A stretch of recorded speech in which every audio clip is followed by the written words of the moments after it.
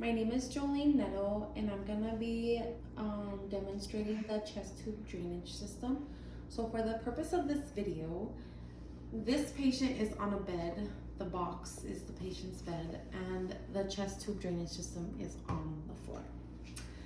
So when I'm gonna do rounds and just go and check on my patient. So I'm going to go into the patient's room.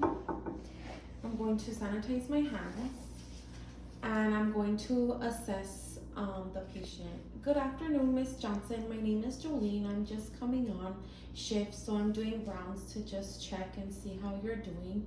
Let's go ahead and get a set of vitals. We're gonna do blood pressure, pulse, the SpO2, your temperature. Okay, great. Your vitals are looking good. So at this time, I just want to check your dressing around your chest tube drainage. So we're gonna look at the dressing, and we're gonna see that it is taped down on all four sides, and that we're gonna look at what part the chest tube is in the patient, how far. This one is to an 8. So all the lumens are inside of the patient, which is how we want them. So the chest tube looks like it's good and in place. We're gonna go down and we're gonna look at the system itself, and we're gonna notice that there is bubbling in the C chamber, which would indicate that there's an air leakage. At this time, I'm gonna go ahead and clean my hands again. I'm gonna put gloves on since this is a clean procedure. So once I have my gloves on, we're going to make sure that we verified the patient with 2 IDs. So we verified her name, Miss Johnson Blair, and her date of birth is 11/1979.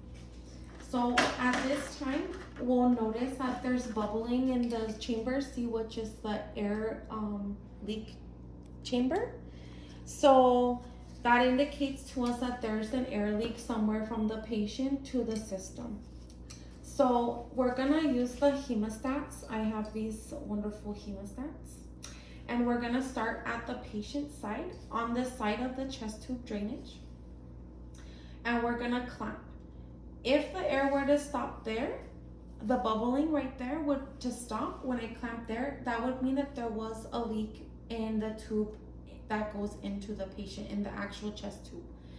But this one, it didn't stop. So we're gonna keep clamping, alternating about a thumb width all the way down until we find the air leak. And it just so happens that this air leak is gonna be in the chamber, in the tubing for the chamber itself. So we're gonna unclamp. We're gonna call the provider. We don't ever wanna leave the patient alone. We call the provider and we let the provider know in an IS-bar format what's going on with the patient. So the I is for info, so I'm gonna call the doctor and I'm gonna let him know, hi, my name is Jolene Neto. I'm a nurse here on the med-surg floor. The S is the situation. I have your patient, Miss Johnson. She's here with an air leak in her chest tube chamber system. The A is the assessment, or no, the B is the background information. So we're gonna let him know she has an air leak in the chest tube system. She's a 47-year-old female patient, status post MVA with a hemothorax chest tube in place.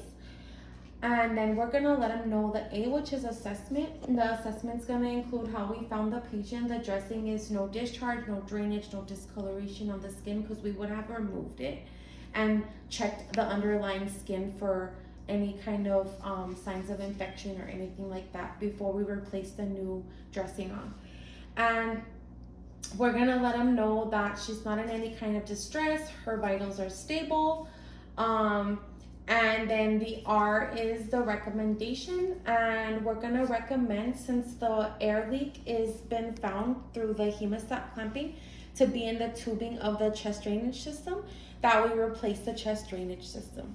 Now, if for some reason the patient is on transport somewhere and the chest drainage the chest drainage system becomes disconnected and it's just the drain coming out of the patient, we're gonna wanna create a water seal. So we're gonna put it in a thing of normal saline, or if you have a container, you're gonna fill it with normal saline and create the water seal while you set up your other system so that you can reconnect. And you also must notify the patient of anything of the sort. Another thing that could happen is if the drainage system came out of the patient completely, you're gonna place a 4x4 over the patient and you're only gonna tape it on the 3 sides. You're never gonna leave the patient alone as the patient is hemodynamically unstable. So you're gonna call at the bedside with the IS bar as well. And the recommendation would be to replace the chest tube. And if the provider is not available to come at that point, you wanna make sure that you call rapid response so that the emergency team can come up and replace the chest tube as the patient is in a critical situation. If there were to be a clot in the line, you're gonna wanna follow your facility's procedures and protocols. Most places don't want you to milk the tubing to get the clot out or anything like that. So most times you're gonna have to replace the tubing. So at this time, we're gonna replace the tubing. So the patient is connected to here. We're going to start, the patient is still connected for training purposes, but I'm going to have to use this for demo purposes. So we have the Ocean system. It's one of the systems, and this is a water suction system. So on this system, you have the plug. On this plug, you're going to fill chamber A with water up until negative 27 centimeters. So you're gonna wanna remove the plug. You're gonna wanna pour in your water up until the negative 27 centimeter, the negative 27 units of water, which is gonna create the suction. Once you've poured the water, you're gonna put the plug in. At that time, there's gonna be another system that goes to the suctioning. So this one is gonna go into chamber B, and we're gonna fill it with 40 cc's.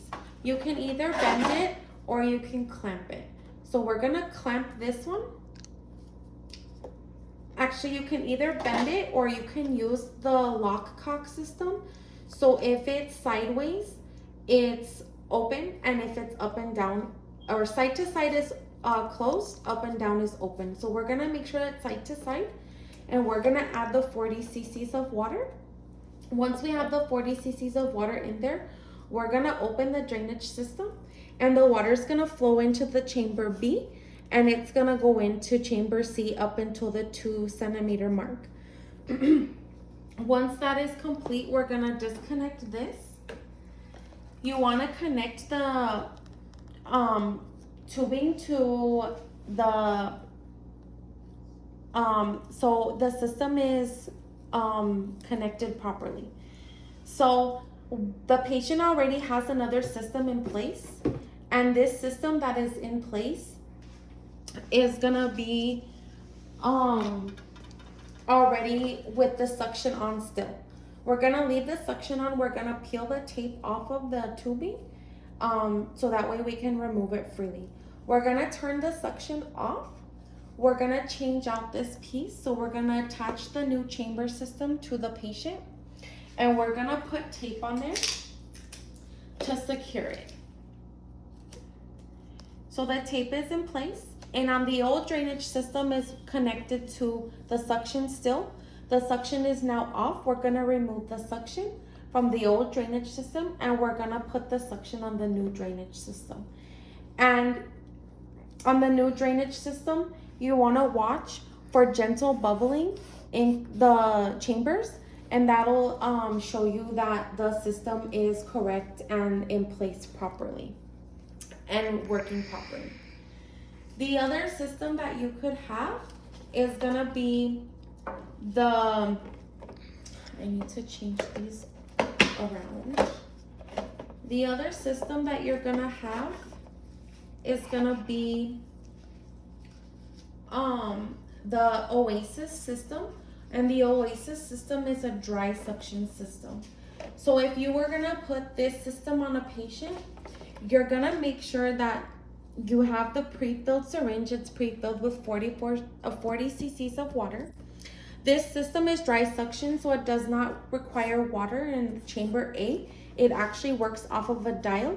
So you're gonna wanna make sure you ask the doctor what suction setting he wants it set at. So let's say that he wants it at 40, we're gonna move the dial to 40. These systems are usually used in emergency situations. So we're gonna move the dial to -40 of the pressure, because that's the pressure chamber. And then we're gonna take the pre-filled syringe and we're gonna pour it in to chamber B, and it's gonna again go to chamber C, and it's gonna be at 2 centimeters. Once that is done, we're gonna connect the patient right here and we're gonna tape it. And then we're gonna turn the suction on. The suction can be between 80 and 100 for the wall units and 60 for portable units, but you always wanna check the suction settings with the provider. Once we have it all set up and the suction is connected to the wall and the patient is connected to the system, we're gonna check on the chamber E. It has a blow bellow in there that it's gonna expand its orange, and it expands all the way to the white arrow. Once it's expanded to the white arrow, it lets you know that the system is working and functioning properly. At this time, if everything checks out correctly and the system is working, we're gonna document our findings. We're gonna document what we did. We're gonna document the patient's vitals. We're gonna document the SBAR that we spoke to the provider, and the provider's new orders to change the chest tube, as that is a provider's order. And that is it for my chest tube demonstration.